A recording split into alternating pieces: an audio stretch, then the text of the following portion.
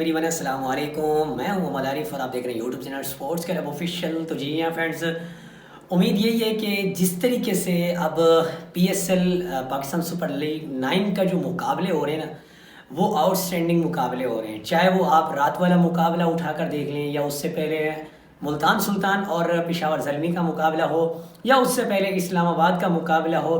जितने भी मुकाबले इस वक्त हो रहे हैं बहुत ही ज़बरदस्त मुकाबले हो रहे हैं और किसी थ्रिलर से कम नहीं है, क्योंकि आखिरी ओवर तक और आखिरी बॉल तक ये मुकाबले जा रहे हैं। 2-4 दिन हमने मिस किए, उसकी वजह यही थी कि आवाज़ से आपको लग रहा होगा कि तबीयत काफ़ी अच्छी नहीं चल रही, क्योंकि हमारा जो शहर कायद का मौसम है वो बहुत सारी अंगड़ाइयाँ ले रहा है और इसमें तबीयत के जो है ना वो उतार चढ़ाव काफ़ी हमें नज़र आ रहे हैं। आज संडे का दिन है तो डबल हेडर है। तो आज आज अभी हम इस पे बात करने वाले हैं कि अब तक जो मुकाबले हुए, आज जो 4 टीमें टकरा रही हैं उनके आपस में कितने मुकाबले बेटर रहे हैं, किसने कितना खेला, किसने कितना अच्छा खेला। आज जो पहला मुकाबला खेला जाने वाला है 1:30 बजे पाकिस्तानी वक्त के मुताबिक, वो है मुल्तान सुल्तान और क्वेटा ग्लेडिएटर के दरमियान। अगर इस मुकाबले पे हम थोड़ी सी नज़र दौड़ाते हैं तो जो रीसेंट परफॉर्मेंस है उसके अंदर हमें जो क्वेटा ग्लेडिएटर की टीम है उसका पलड़ा थोड़ा सा भारी नज़र आता है। और इस दफ़ा क्वेटा ने ओवरऑल अगर परफॉर्मेंस देखें सुपर लीग 9 की तो बहुत ही अच्छी रही है। और जिस तरह उन्होंने आगाज़ किया, 3 मुकाबले खेले हैं, तीनों के तीनों जीते हुए हैं। लेकिन मुल्तान सुल्तान को सबसे बड़ा एडवांटेज होम क्राउड का, होम पिच का, होम ग्राउंड का है, कि जिसका उसको बहुत बड़ा एडवांटेज मिलता है। और अगर इसी तरीके से हम मुल्तान सुल्तान की रीसेंट परफॉर्मेंस देखते हैं तो रीसेंट परफॉर्मेंस के अंदर तो इसकी जो है ना थोड़ा सा ये कह लें कि अप डाउन है। लेकिन हेड टू हेड मुकाबले जब हम देखते हैं तो वहाँ मुल्तान सुल्तान का पलड़ा बहुत ही भारी नज़र आता है, क्योंकि लास्ट के क्वेटा के अगेंस्ट जो 5 मुकाबले मुल्तान सुल्तान की टीम ने खेले हैं वो पाँचों के पाँचों मुल्तान सुल्तान ने जीते हैं। अब यही चीज़ पेशावर ज़ल्मी के साथ भी थी। उससे पहले जब क्वेटा पेशावर ज़ल्मी की टीम मुल्तान से टकराई तो उस वक्त भी मुल्तान सुल्तान का पलड़ा भारी था।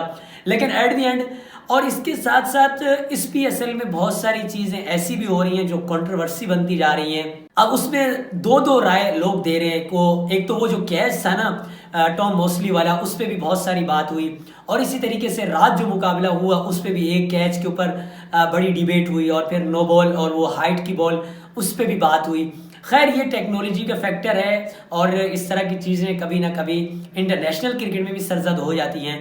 तो ये जो पहला मुकाबला खेला जाने वाला है, एक तरफ तो पलड़ा भारी नज़र आता है क्वेटा का और दूसरी तरफ पलड़ा भारी नज़र आता है मुल्तान सुल्तान का। अब यहाँ थोड़ा सा ये अगर हम देखें तो मुल्तान सुल्तान को फेवरेट इसलिए कहा जा रहा है कि जिस तरीके से अब वो 2-4 मुकाबले उन्होंने लूज़ किए हैं, अब जाहिर सी बात है वो अपनी वीकनेस से थोड़ा सा सीख कर आएंगे और आज वो ये मुकाबला जीतने की बड़ी कोशिश करेंगे, क्योंकि उनका ये आखिरी मुकाबला है मुल्तान सुल्तान अपने होम ग्राउंड में। अब यहाँ से मुल्तान सुल्तान अपना सामान अपने बैग पैक करेगी और दीगर जो मुकाबले हैं वो अपने पिंडी हो गए, कराची हो गए, यहाँ आकर खेलेंगे। इसके बाद जो दूसरा शाम का मुकाबला है पेशावर ज़ल्मी और लाहौर कलंदर के दरमियान, ये बहुत बड़ा मुकाबला है क्योंकि जिस तरीके से लाहौर कलंदर की परफॉर्मेंस आ रही है, यहाँ 2 चीज़ें हम बहुत ही जिसको कहते हैं क्लियर कह सकते हैं। कैप्टनसी बहुत बड़ी चीज़ है, और दूसरी जो चीज़ है वो है बॉलिंग लाइन। अब यहाँ कैप्टनसी बाबर और वर्सेस शाहीन है कि इनमें से अब ये भी पता चलेगा कि बेहतर कैप्टन कौन है। शाहीन अफरीदी बेहतर कैप्टन हैं या बाबर आजम बेहतर कैप्टन है, क्योंकि दोनों अपनी टीमें टकराने वाले हैं मैदान के अंदर। और इस तरीके से अगर इनकी रीसेंट परफॉर्मेंस देखें तो रीसेंट परफॉर्मेंस में यहाँ ज़ल्मी का पलड़ा भारी नज़र आता है। ज़ल्मी ने यहाँ अपनी रीसेंट परफॉर्मेंस को बहुत ही बेटर किया। और इसी तरीके से अगर इन दोनों टीमों के हेड टू हेड मुकाबले देखते हैं तो उसमें भी मिसाल के तौर पे लाहौर कलंदर का पलड़ा भारी नज़र आता है। लेकिन लाहौर कलंदर को अब उठने के लिए बहुत टाइम लगेगा, बड़ी जान लगानी पड़ेगी, क्योंकि लाहौर कलंदर की टीम जिस तरह ज़मीन से जाके लगी है, यहाँ से उठना इतना आसान नहीं है। बैटिंग लाइन जितनी तारीफ की जाए लाहौर कलंदर की कम है, क्योंकि जिस तरीके से वो रन्स कर रहे हैं और मुसलसल रन्स कर रहे हैं, साहिबजादा फरहान रन्स कर रहे हैं, 102 रन्स कर रहे हैं। और रात तो शी-होप का भी उनको एडवांटेज था और गो के उन्होंने भी अच्छी बैटिंग की, लेकिन थोड़ी सी मिस्टेक जो हुई वो जो एकदम नंबर का चेंज करना था, आपने सिकंदर रजा को ऊपर भेज दिया, फिर उसके बाद जहादात को ऊपर भेज दिया। ज़ल्मी को सोचना पड़ेगा और ज़ल्मी को सबसे बेटर चीज़ ये है कि सॉरी लाहौर कलंदर को वो ये है कि अपनी फील्डिंग और अपनी बॉलिंग को थोड़ा सा बेटर करना पड़ेगा।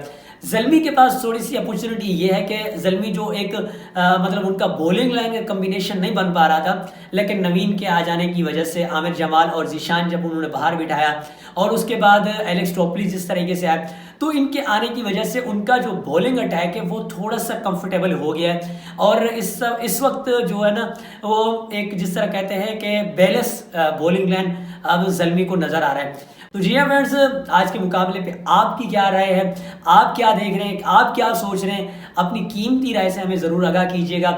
इंशाल्लाह मिलते हैं मैचों के बाद, बताएंगे कि क्या हुआ क्या नहीं हुआ, किसने कहाँ मिस्टेक की, किसने क्या मिस्टेक की।